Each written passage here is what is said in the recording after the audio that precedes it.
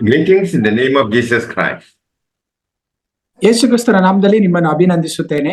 Welcome to this Kannada episode of Events and Ministries.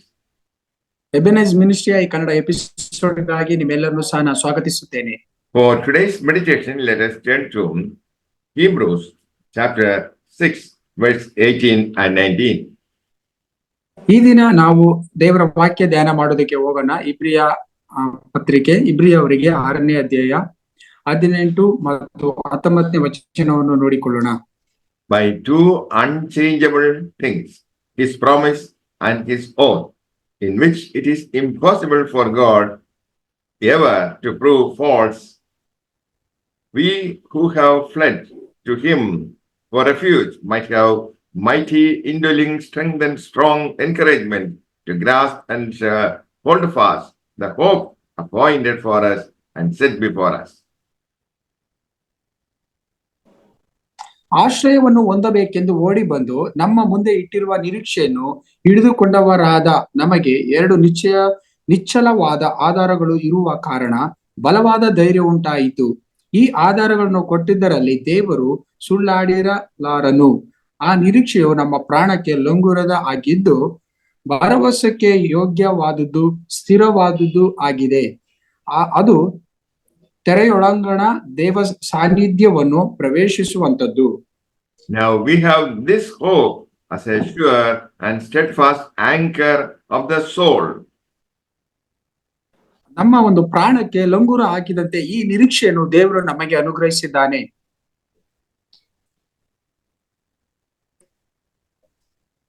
The promise and certain hope in Jesus Christ are unchangeable and never broken.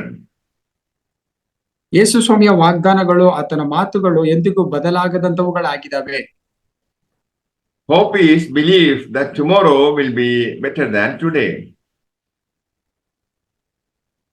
ನಿರೀಕ್ಷೆ ಅನ್ನೋದು ಇವತ್ತಿನ ದಿನಗಿಂತಲೂ ನಾಳಿನ ದಿನ ಉತ್ತಮವಾಗಿರುತ್ತೆ ಎಂದು ಬಯಸುವುದೇ ಆಗಿದೆ. We don't have hope, our soul will die. ನಮಗೆ ನಿರೀಕ್ಷೆ ಇಲ್ಲ, ನಮ್ಮ ಪ್ರಾಣವು ಸಾಯುತ್ತೆ ಅನ್ನೋದು. Hope is a strong anchor for our souls. ನಮ್ಮ ಪ್ರಾಣಕ್ಕೆ ಅದು ಲಂಗುರವಾಗಿದೆ, ಅದು ಒಂದು ನಿರೀಕ್ಷೆ ತರುವಂತದಾಗಿದೆ. Hope keep our life from drifting in the midst of testing. ನಾವು ದಾರಿ ತಪ್ಪುವಿಕೆಯಿಂದ ಈ ಒಂದು ನಿರೀಕ್ಷೆಯು ನಮ್ಮನ್ನ ಮುನ್ನಡೆಸುತ್ತದೆ. Anchor keeps us from drifting and keep us steady in storms. ನಮ್ಮ ಎದುರಿಸುವಂತಹ ಸವಾಲುಗಳ ಮಧ್ಯದಲ್ಲೂ, ಅಲೆಯಂತ ಬರುವಂತಹ ಸವಾಲುಗಳ ಮಧ್ಯದಲ್ಲೂ ಸಹ ಅದು ನಾವು ಬೀಳದಂತೆ ಮುನ್ನಡೆಸುತ್ತದೆ, ಆ ನಿರೀಕ್ಷೆಯನ್ನು ಕೊಡುತ್ತದೆ. In life, we have to confront with the waves of trouble, but anchor makes it steady. ನಮ್ಮ ಪ್ರಾಣದ ಲಂಗುರವು ಸ್ಥಿರವಾಗಿ ನಿಲ್ಲಿಸುತ್ತದೆ. ನಮ್ಮ ನಿರೀಕ್ಷೆಯು ನಾವು ಬಿಟ್ಟು ಬಿಡದೆ ನಾವು ಮುಂದೆ ಹೋಗುವಾಗ. Trust Jesus Christ and Word of God, not to be tossed by worry, fear, anxiety, and all kinds of trouble.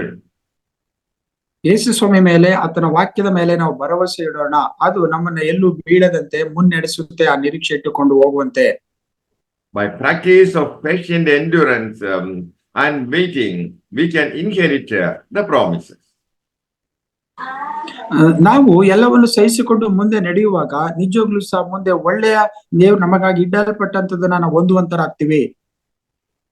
Abraham hoped patiently and obtained what God had promised him.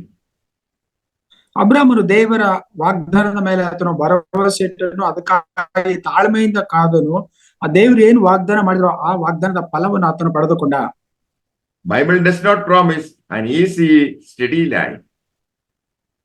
ಅದು ಸರಳವಾಗಿರುತ್ತೆ ಅಂತ ಸತ್ಯವೇದ ನಮಗೆ ವಾಗ್ದಾನ ಮಾಡುವುದಿಲ್ಲ ಜೀವನ ಅನ್ನೋದು. Psalm 42:5. ಈ ದಿನ ಕೀರ್ತನೆ 42ನೇ ಅಧ್ಯಾಯ 5ನೇ ವಚನ ನೋಡಿಕೊಳ್ಳೋದಾದ್ರೆ,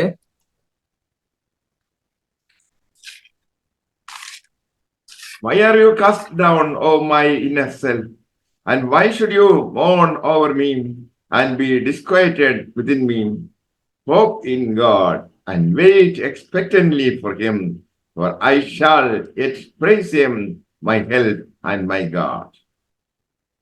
ನನ್ನ ಮನವೇ, ನೀನು ಕುಗ್ಗಿ ಹೋಗಿರುವುದೇನು? ಹೀಗೆ ವ್ಯತ್ಯೆ ಪಡುವುದ್ಯಾಕೆ? ದೇವರನ್ನು ನಿರೀಕ್ಷಿಸು, ಆತನೇ ನನಗೆ ರಕ್ಷಕನೂ ದೇವರು ಆಗಿದ್ದಾನೆ. ನಾನು ಇನ್ನು ಆತನನ್ನು ಸ್ತುತಿಸುತ್ತಿರುವೆನು. Here, the psalmist is speaking to himself. ಇಲ್ಲಿ ಕೀರ್ತನೆಗಾರನು ತನ್ನಚ್ಚಿಗೆ ಆತನ ಹಾಡ್ತಾ ಇದ್ದಾನೆ. The psalmist is comforting his soul. ಆತನ ಆತ್ಮವನ್ನು ಸಂತೈಸಿಕೊಳ್ತಾ ಇದ್ದಾನೆ ಕೀರ್ತನೆಗಾರನು. He is asking his soul to hope in God. ನನ್ನ ಮನವೇ, ಯಾಕೆ ನೀನು ಕುಗ್ಗಿ ಹೋಗಿದೀಯಾ ಅಂತ ತನ್ನ ಮನಕ್ಕೆ ಆತನು ಹೇಳಿಕೊಳ್ಳುತ್ತಾ ಇದ್ದಾನೆ. He reminds himself to wait expectantly for God. ದೇವರಿಗಾಗಿ ಆತನು ಕಾಯ್ತಾ ಇದ್ದಾನೆ. ದೇವರು ಒಳ್ಳೆಯದನ್ನ ತರ್ತಾನೆ ಅಂತ ನಿರೀಕ್ಷಿಸ್ಕೊಳ್ತಾ ಇದ್ದಾನೆ. The psalmist knows from his experience that his help comes from God. ಇಲ್ಲಿ ಈ ಕೀರ್ತನೆಗಾರನು ನಿರೀಕ್ಷಿಸ್ತಾನೆ, ನನಗೆ ಸಹಾಯ ಎಲ್ಲಿಂದ ಬರುತ್ತಂದ್ರೆ ದೇವರಿಂದಲೇ ನನಗೆ ಸಹಾಯ ಒದಗುತ್ತೆ ಅನ್ನೋದು ನಿರೀಕ್ಷಿಸ್ತಾ ಇದ್ದಾನೆ. The psalmist declares that God is his help. ಇಲ್ಲಿ ಕೀರ್ತನೆಗಳನ್ನು ಇನ್ನೊಂದು ಆತನ ಘೋಷಿಸುವುದೇನಪ್ಪಾ ಅಂತಂದ್ರೆ, ನನಗೆ ದೇವರಿಂದಲೇ ಸಹಾಯ ಒದಗಿ ಬರುತ್ತೆ. Jeremiah chapter 17, 7, 8 and 13. ಇಲ್ಲಿ ನಾವು ಯೆರೆಮೀಯನ ಒಂದು ಪ್ರವಾದನ ಗ್ರಂಥಕ್ಕೆ ತೆಗೆದುಕೊಳ್ಳೋಣ. 7ನೇ ಅಧ್ಯಾಯ ಮತ್ತು 8, 13ನೇ ವಚನವನ್ನ 17ನೇ ಅಧ್ಯಾಯ 7ನೇ ವಚನ ಮತ್ತು 8ನೇ ವಚನ 13ನೇ ವಚನವನ್ನು ನೋಡಿಕೊಳ್ಳೋಣ. Most blessed is the man who believes in and relies on the Lord, and whose hope and confidence the Lord is. ಯಾವನಿಗೆ ಯೆಹೋವನು ಭರವಸವಾಗಿದ್ದಾನೋ ಅವನು ಧನ್ಯನು.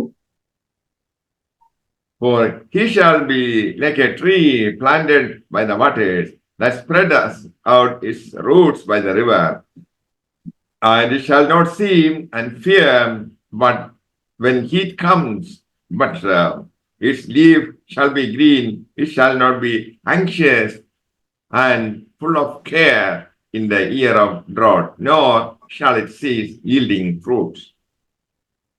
ನೀರಾವರಿಯಲ್ಲಿ ನೆಡಲ್ಪಟ್ಟು ಒಳೆಯ ದಡದಲ್ಲಿ ತನ್ನ ಬೇರುಗಳನ್ನು ಹರಡಿ ಧಗೆಗೆ ಭಯಪಡದೆ ಹಸುರೆಲೆಯನ್ನೇ ಬಿಡುತ್ತಾ ಕ್ಷಾಮ ವರ್ಷಗಳಲ್ಲಿಯೂ ನಿಶ್ಚಿಂತೆಯಾಗಿ ಸದಾ ಫಲ ಕೊಡುತ್ತಾ ಇರುವ ಮರಕ್ಕೆ ಸಮಾನನಾಗಿರುವನು. The believer need not struggle in life. ವಿಶ್ವಾಸಿಗಳಾದವರು ಜೀವಿತದಲ್ಲಿ ಬಾಧೆ ಪಡಬಾರದು. We know the Lord Jesus Christ rose from the dead and is alive. ನಮಗೆ ಗೊತ್ತಿದೆ ಯೇಸು ಕ್ರಿಸ್ತನ ಮರಣವನ್ನು ಜಯಿಸಿ ಆತನು ಪುನಃಸ್ಥಾನನಾಗಿದ್ದಾನೆ ಅಂತ. Two disciples went to Emmaus. ಎಮೌಸ್ ಎಂಬ ಪಟ್ಟಣಕ್ಕೆ ಶಿಷ್ಯಂದಿರುಗಳು ಹೋದಾಗ they were discussing the tragedy that took place in Jerusalem when Jesus was crucified. ಯೇಸು ಸ್ವಾಮಿ ಆ ಒಂದು ಶಿಲುಬೆ ಮರಣ ಹೊಂದುವಂತ ಸ್ಥಿತಿಯನ್ನು ಅವರು ಮಾತನಾಡುತ್ತಿರುವಾಗ they were disappointed. ಅದನ್ನ ಕೇಳಿ ಅವರು ತುಂಬಾ ಕುಗ್ಗಿ ಹೋದವರಾಗಿದ್ದರು. But Jesus appeared to them and revealed that he is risen. ಯೇಸು ಸ್ವಾಮಿ ಆ ಸ್ಥಳದಲ್ಲಿ ಅವರಿಗೆ ಪ್ರಕಟವಾಗಿ ಅವರೊಂದಿಗೆ ಮಾತನಾಡಿದರು.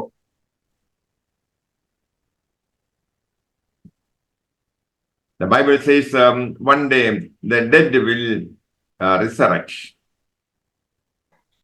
ಸತ್ತು ಹೋದವರು ಒಂದು ದಿವಸ ಎದ್ದು ಬರ್ತಾರೆ ಅನ್ನೋದು ಮುಂಚೆಗೆ ಹೇಳಲ್ಪಟ್ಟಿದ್ರು. A boat in the sea is controlled by the anchor. ನಾವು ನೋಡಿ ಆ ಒಂದು ಹಡಗನ್ನು ನಡೆಸುವಾಗ ಅದು ಚುಕ್ಕಾಣಿಯಿಂದ ನಾವು ನಿಯಂತ್ರಣಕ್ಕೆ ತೆಗೆದುಕೊಳ್ತೇವೆ. So The believer in Jesus Christ has an anchor, and that is the hope in Jesus Christ. ಆ ಒಂದು ಚುಕ್ಕಾಣಿ ಯಾವ್ದಪ್ಪ ಅಂತಂದ್ರೆ, ಅದು ಲಂಗುರ ಯಾವ್ದಪ್ಪ ಅಂದ್ರೆ ಅದು ಯೇಸು ಕ್ರಿಸ್ತನಾಗಿದ್ದಾನೆ. Whatever happens in his life, God's purposes about him remain unchangeable. ದೇವರ ಒಂದು ಉದ್ದೇಶವು ಬದಲಾಗದಂತದಾಗಿದೆ. ಆದ್ರಿಂದ ಅದ್ರ ಮೇಲೆ ನಾವು ನಿರೀಕ್ಷೆ ಇಡೋದು ಉತ್ತಮವಾದದ್ದು. We are given the word of God and the promise. ನಮಗೆ ದೇವರ ವಾಕ್ಯವನ್ನು ಕೊಟ್ಟಿದೆ ಮತ್ತು ವಾಗ್ದಾನಗಳನ್ನು ಕೊಟ್ಟಿದೆ. The hope in the promise of God, that is our anchor. ನಾವು ದೇವರ ವಾಕ್ಯದ ಮೇಲೆ ಭರವಸೆ ಇಡಬೇಕು, ನಿರೀಕ್ಷೆ ಇಡಬೇಕು. ಅದೇ ನಮ್ಮ ಒಂದು ಲಂಗುರವಾಗಿದೆ.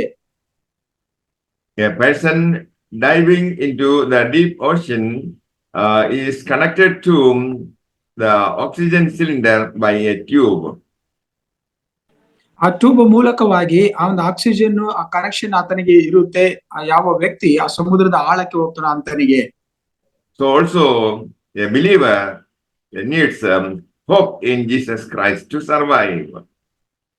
ಈ ಲೋಕದಲ್ಲಿ ವಿಶ್ವಾಸಿಗಳಾದವರು ಜೀವಿಸಬೇಕಾದ್ರೆ ಅವರಿಗೆ ಯೇಸು ಸ್ವಾಮಿಯ ನಿರೀಕ್ಷೆ ಅನ್ನೋದು ಅತಿ ಮುಖ್ಯವಾದದ್ದಾಗಿದೆ. God can make a new way in your life. ದೇವರು ನಮಗೆ ಹೊಸ ಮಾರ್ಗಗಳನ್ನು ಮಾಡ್ತಾನೆ. We are asked to pray and fast. ಆದ್ರೆ ನಾವುಗಳು ಉಪವಾಸವಿದ್ದು ಪ್ರಾರ್ಥಿಸಬೇಕು. May the Lord bless you all with these words. Amen. ಈ ವಾಕ್ಯದ ಮೂಲಕ ಕರ್ತ ನಿಮ್ಮನ್ನು ಆಶೀರ್ವದಿಸಲಿ. ಆಮೆನ್.